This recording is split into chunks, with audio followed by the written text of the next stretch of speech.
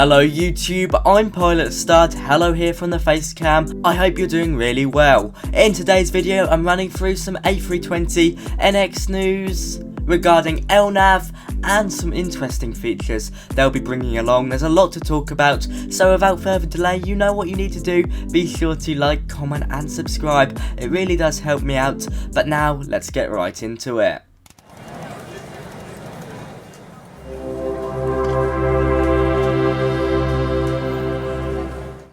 So all news in this video comes from the Fly-by-Wire Simulations Facebook page.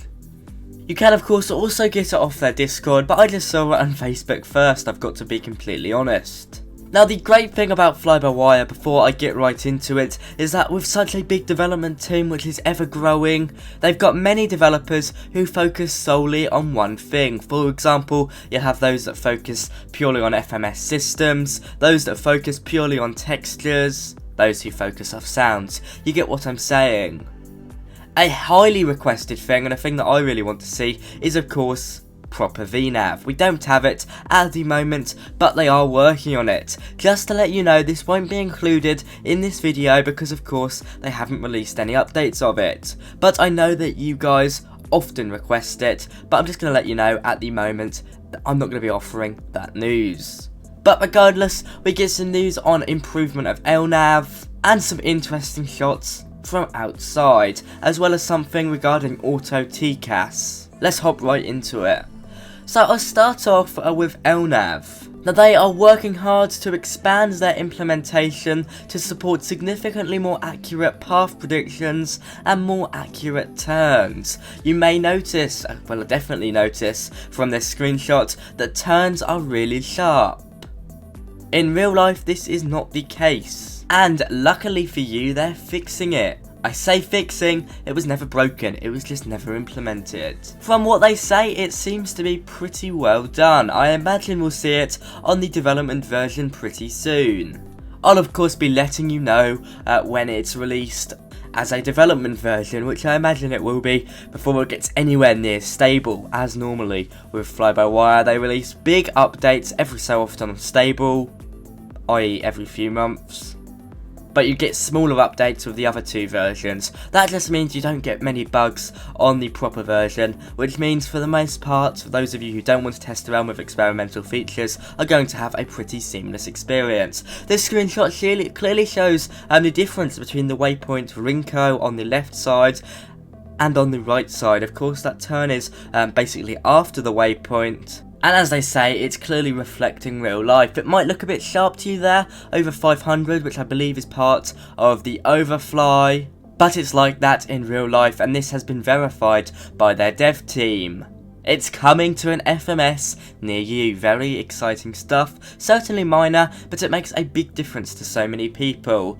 Now something which I am quite impressed with, and I wouldn't say necessarily we need it just yet, but it's certainly nice to have, is that we've got some ground additions, including some cones and some chocks. Chocks are of course the brakes you put in, the physical brakes you put in front and behind a wheel to stop it rolling. Of course, the famous saying, chocks away, that's right where it comes from, although of course not so important with an A320 compared to the basically paper planes they had when they first introduced chocks. Because let's face it, who wants that A320 to roll down into some poor airport gate?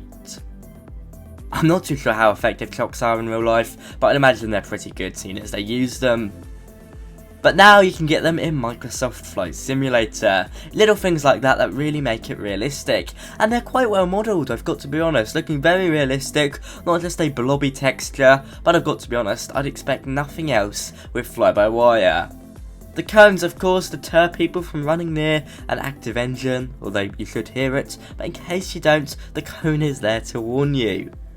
And of course you don't want people getting too close to your plane anyway. Little things like that do make me smile. I imagine you'll be able to enable it through the FlyPad. In addition, a fantastic feature on the A320 and many other Airbus aircraft is Auto TCAS, known as Flight Director / Autopilot TCAS Guidance Mode. Now this, according to Airbus, is a new step towards safety improvement. This is going directly from the Airbus website.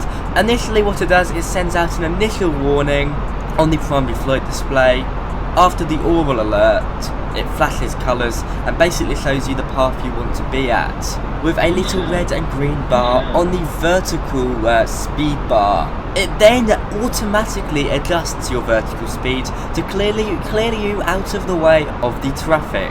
Of course, most pilots will have acted before it gets to the stage where the aircraft needs to take over, but if it doesn't, the plane will do it itself. And of course, there's many reasons why that may need to happen in real life, such as pilot incapacitation or brief incapacitation. It's certainly a very much Airbus feature.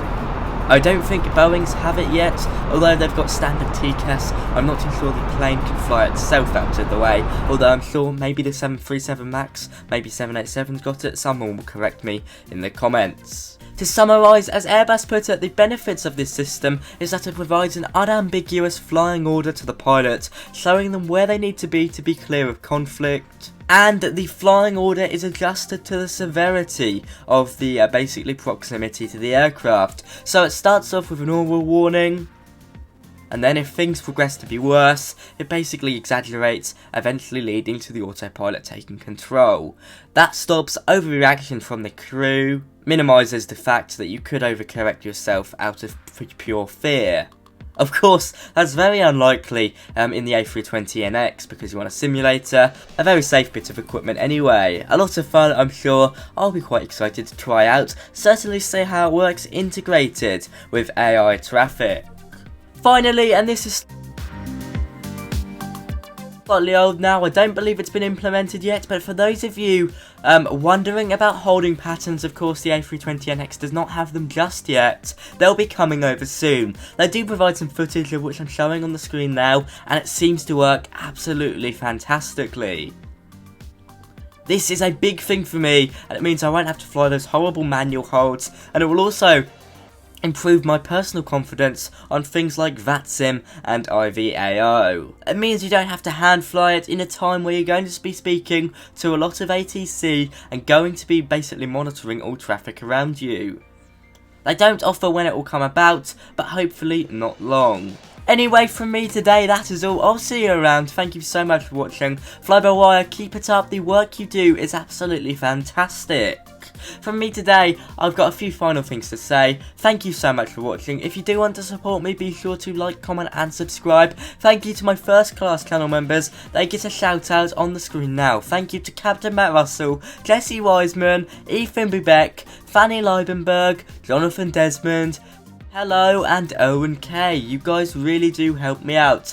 I'm also doing a fundraiser raising money for 2 awesome charities, and of course I've got my giveaway running now where you can win some awesome gifts such as an Airbus TCAS side stick, quite fittingly for this video. I'll see you around guys. Thank you so much for watching. Be sure to check out the description for all my product links, from the equipment I use such as this beautiful yoke to the web camera I'm talking to you on now. Have a great one guys, see you soon, bye bye.